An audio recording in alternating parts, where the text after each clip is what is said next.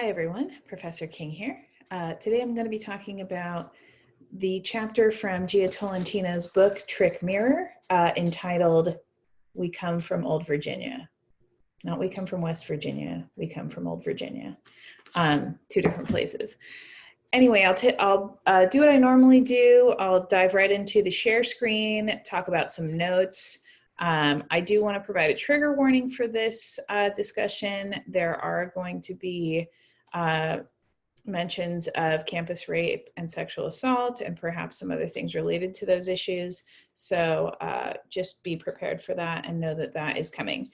So I'm going to bring it to the share screen now so that we can just dive right in, so that if you, if you want this guide, the guide is there for you. So this is a chapter from Trick Mirror, as I said, and I want you to really flex your summary muscles and to be able to understand that not all arguments are just bleh, right? I feel bleh. Sometimes they're a little more nuanced, sometimes they're a little more complex. Actually, most often they are, especially the higher we get in terms of college and career and academia and life, age, whatever. So I want you to I did a kind of Mad Libs for you. And if you can fill this out yourself by the time you're done reading this chapter, you have won English 103. No, I'm just kidding. You haven't won English 103, but you've done a good job of summarizing this chapter. So the Mad Lib I gave you that you have to fill in the blanks for is Tolentino presents a nuanced argument in this chapter that might read something like, quote, I always forget the quotation marks, that might read something like, quote, despite blank, blank is still a problem and we should blank. And they're all different blanks that, the first two are not the same as the third, et cetera, et cetera. Each one of those is a separate blank for a reason, right? So despite A, B is still a problem and we should do C, right? Fill in the blanks in order to be able to summarize the gist of this complex argument. So it's not just, here's my argument. It's, here is, an issue that happened. Here were people's responses, valid responses to it. But here's why we still need to consider this, because this is a problem and we need to overcome it by doing that, right? So let's start there, right? And let's start with a premise, right? The premise I want to start with is that yes, false reporting of any crime is misleading, is harmful, is not good, right? But if we just attack the reporter, right? If we just attack the person reporting the crime, depending on the severity level of the crime, I guess, are we not just then engaging in ad hominem attacks, right? Are we not just, or red herrings, really, right? Are we not just attacking sort of the individual case and not the overall massively problematic issue that still exists, despite that one singular, solitary, isolated incident, right? So yes, false reporting of any crime is misleading. However, what are some arguments Tolentino provides to account for the false reporting she describes? So she's doing a lot of this like yes, but kind of stuff, right? Yes, this thing happened, and yes, it wasn't great, but what are the larger issues we have to take into account as to, one, why this happened, two, why it got as far as it did, and three, again, why it is not indicative of the larger systemic issue that is taking place that she's going to talk about. So the next question I have is, does she provide then ample evidence as to why campus sexual assault is still a massive and horrific problem in this country? And when I say what are they, I should say what is it, right? But when I say what are they, what are the examples of evidence she provides? And don't just find one and go, here you go, right? Think about what she is saying overall. This is incredibly important. I'll get to the point I'm making about that later. So think about all of the evidence that she provides to say that B is still a problem and we should do C, right? Despite A. Think about that. And for those of you who have read, you know what I'm talking about. And then, you know, as we've been talking about in class, a major theme of this class is going from the individual to interpersonal relationships to then sort of like the person within the system, right? So individual, interpersonal, and then systemic, right? So I want you to think about this chapter and think about how problems between individuals, issues between individuals become new issues, become totally changed once in a way, right? Once they hit the systemic level, right? Something happens between two individuals, and then that becomes a problem for an institution or for a system. And how does that institution respond to it? What sort of mushroom clouds or balloons from there? And also she makes this very interesting point. I will say, I'll give you a page number just because I'm nice, you know, to give you a kind of a marker. She gives this fascinating example on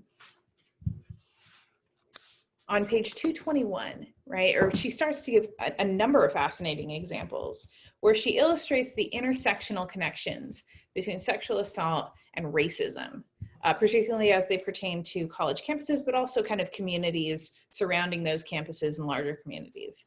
So what are those connections? How are race and sexual assault like intertwined? She makes some really interesting points, so you'll want to look out for those. She also talks about many instances in which, and I'll highlight all this so we know where we're at. I'm kind of barreling through this.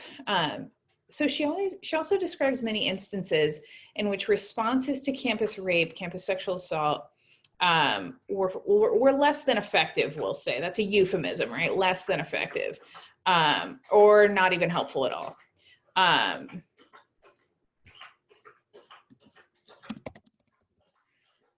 In considering what she talks about, right, you should ask yourself, what are some logical fallacies that occur when it comes to the ways in which we as a society respond to sexual assault survivors? In other words, what is some misinformation, perhaps, that we have heard when it comes to sexual violence that we've retained and then kind of thrown back at the people reporting? What are some ways we look at survivors that becomes a logical fallacy? What are some things we think we know about rape and sexual assault that are in and of themselves logical fallacies? You know, whether that be ad hominem, whether that be red herring, whether that be hasty generalization, whether that be slippery slope, right? There are so many that come to mind that we can consider when we think about how we respond to these allegations. So think about those yourself, right? And which ones you're seeing as you read this chapter from Tolentino, because really she's describing many of them. She just doesn't give them the name of the logical fallacy that they are. So go back and look at all these examples of how not just individuals, but institutions, schools, communities, et cetera, responded to an event of sexual assault, and you know, the kind of logical fallacies that were embedded in those responses. So keep that in mind. And finally, I really want to just leave you with this, because you know, this class centers on argument.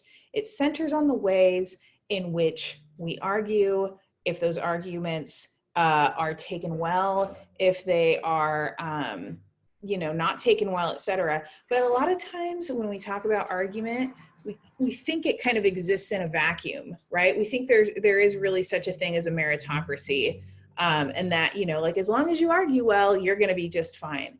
We negate all of the sort of systemic factors that are included in looking at any situation, any complicated situation that we have to consider when we are looking at these complicated situations.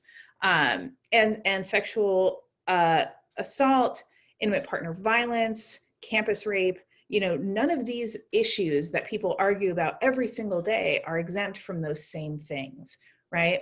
We have a speaker, right? We have an audience. We have a purpose for telling that story or that argument. We have a larger context. We have the argument and text itself, the story itself, right? So what I want you to think about is the speaker, because we've thought about the speaker before, but really in relation to ourselves, right? And now I want you to think about the speaker in terms of the system, right? Because that's where we are in the class now. I was talking about these systemic issues.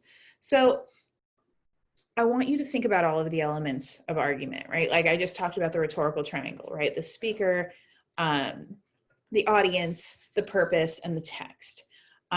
So imagine that there's an argument, a rhetorical situation where that rhetorical triangle is taking place that's been going on for a very long time, right? We talk about how these arguments have been going on for a very long time. And imagine that of all the tens of thousands of years that this argument has been going on, maybe less, maybe not.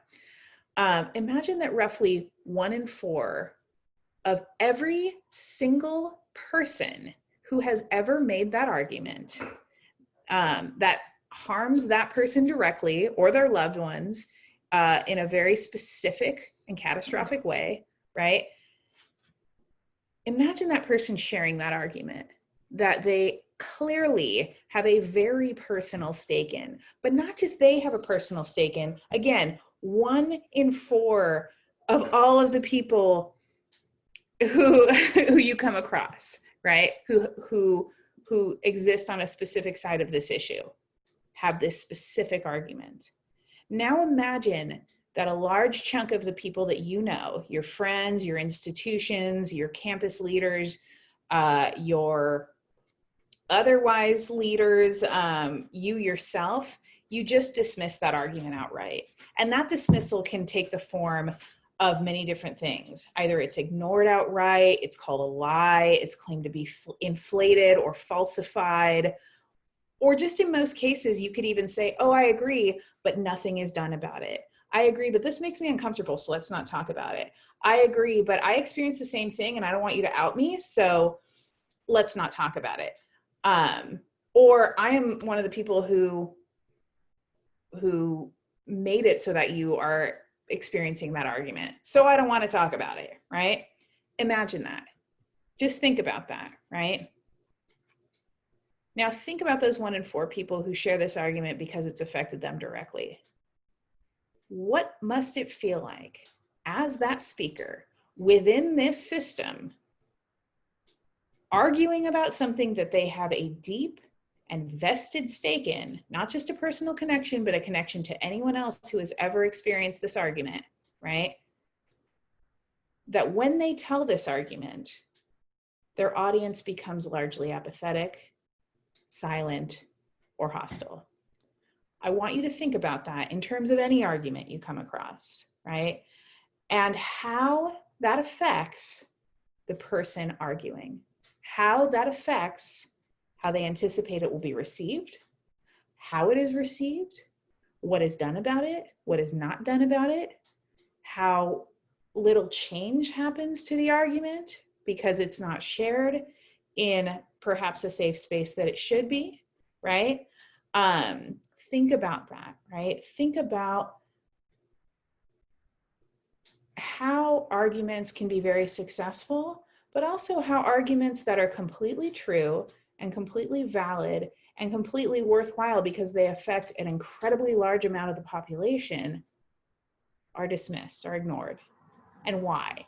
If those arguments affect so many people, why is there such apathy, right? Why is there such hostility? Why is there such silence? Because like we said at the beginning of the semester, arguments have a lot of power and speakers have a lot of power, but audiences have a lot of power too. And systems and contexts have a lot of power. So we have to start thinking, especially as we go into the final essay, right? How these systemic issues are being addressed, how they could be addressed, how they should be addressed, and what that might look like at every single level, the individual, the interpersonal, the systemic, etc. So thank you for listening. I hope that that sort of hypothetical question at the bottom there made sense. I hope it kind of resonated with you somehow. But if anything, I just hope it kind of, you know, made you think, because that's the whole point of this, right?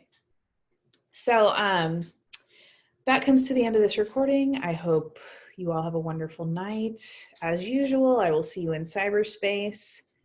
Bye-bye.